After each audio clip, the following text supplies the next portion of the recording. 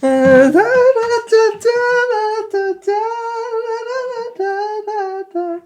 this is Matt O'Leary, and before I drop my top 15 albums of the year, I wanted to just shout out some records that definitely had an impact on me in 2019, but didn't quite make the top 30 cut for some subjective and probably trivial reason. So these are my honorable mentions, and right at the end of the video I'll touch on some of the most disappointing albums of the year as well. First off, it's an album recommended to me by a friend and fellow Lemon Twigs superfan Dustin. Thanks, buddy. It's the Parisian duo Papooz with Night Sketches, which is just this pristine little progressive pop record with 70s soft rock and disco stuff going on. I also treaded some unfamiliar territory this year with Ecstatic Computation by Catarina Barbieri. This is just some immersive, opulent electronica with these dizzying analog synth sequences. Repetition is obviously a staple of this genre, but over listens, these tonal subtleties and little compositional nuances come to life. And it's a very dynamic album as well. There are these moments of just uncontrolled chaos. This is a great, super progressive electronica record. Definitely check it out. For most of us digital crate diggers, the first Glass Beach album seemed to be conjured from thin air. But I've been fortunate enough to witness the primordial bubbles of William White and Jonas Newhouse, the rhythm section of Glass Beach. The hottest weirdo punk band that just got a shout out from Anthony Fantano. And that's because we actually went to school together in this high school sized liberal arts college in rural Minnesota. The just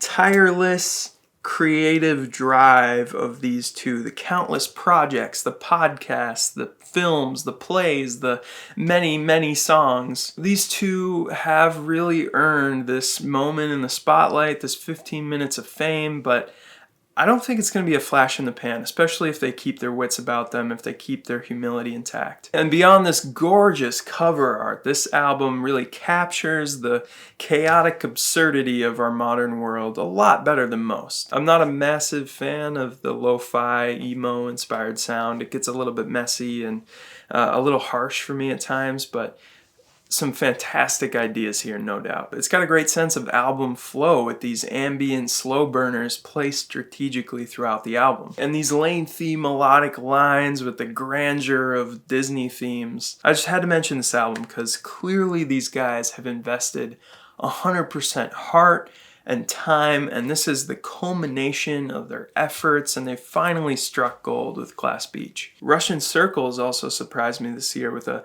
very direct, no frills metal record. It's called Blood Year, and it kind of acts as a reset type of album for me. It's not a very popular genre. It's not one that I really visit too often, so when I do, it's a very memorable, very starkly contrasting experience overall, and I've just had some unforgettable headphone listens with this thing this year. Also need to mention the Syrian-American songwriter Bedouin with another delicate folk record truly indebted to Nick Drake. These are impeccably produced, flowery love songs that go down real easy, but there is a little bit more bite to it this time around for her. Next up is the most poised and powerful indie rock band of 2019. That is Big Thief with their second album of the year, Two Hands. The whole album has a stripped down rootsiness to it that ditches the ephemeral haziness of UFOF. But it's ultimately still about the songs, it's about the songwriting quality, and two of the band's most accessible tracks are on this album, Forgotten Eyes and Not. I was lucky enough to meet Adrienne Lenker at a jazz club in Minnesota. But seeing them live at First Stab this year was really a confirmation of the collective artistry of the band. It's not just about Adrienne. There's 4 members of the band in a semicircle, no obvious flair, emphasis placed on Adrienne, and everyone with an equally critical role to play. Based on my praise of this next album, it's kind of hard to believe that it didn't end up on the top list, and that is Terraformer by Thank You Scientist. I just didn't return to it that often this year, even though on paper it's phenomenal. It's another contagiously fun and quirky and sprawling album from these guys. I mean, they are just doing the gags and the gimmicks and the album hotline. And speaking of a sprawling album, the instrumental trio House of Waters gave us some thick jazz and globally influenced tunes. All you need to know: hammered dulcimer, 7-string bass, percussion. If you want something totally off the beaten path, this is it. Very virtuosic, but also serene. London native and soul rocker Michael Kiwanuka put out his third album. It's his boldest personal statement yet as a self-titled album, and definitely his most consistent batch of tunes. I've never been a huge fan of Danger Mouse as a producer.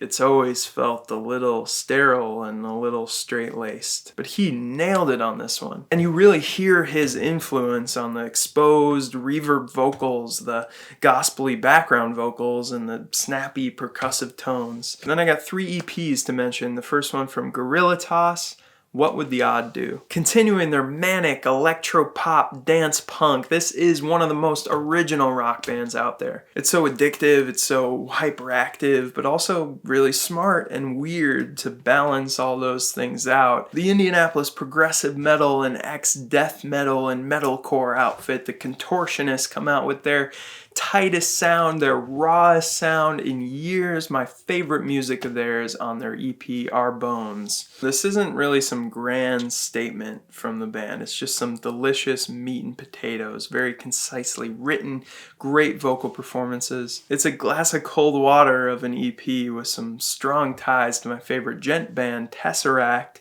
and especially the singing of Daniel Tompkins. And finally, it's the most consistent band in indie pop, Kero Bonito, with the brilliant EP Civilisation 1. There is no band out there with the melodic tools of Kero Bonito. A simple and piercing high vocal with endlessly creative chord structures, influences from all over the map, constant innovation and exploration. This one follows the indie synth pop path of their last album, but more on the electronic side. And again, not one boring or half-baked melody, not one moment wasted. And I guess it's time for the disappointments. I won't say anything specific about these albums, but they're disappointing because of just how much I've come to expect from the artists and how flat and underwhelming the albums have continued to be throughout the entire year. And that is Panda Bear with Buoys, the psych pop band Temples with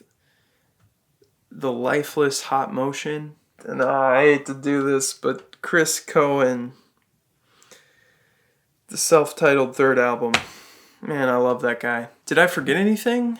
Probably, but you'll let me know, you good people out there. Top 15 albums are coming right up, and as always, thank you so much for watching.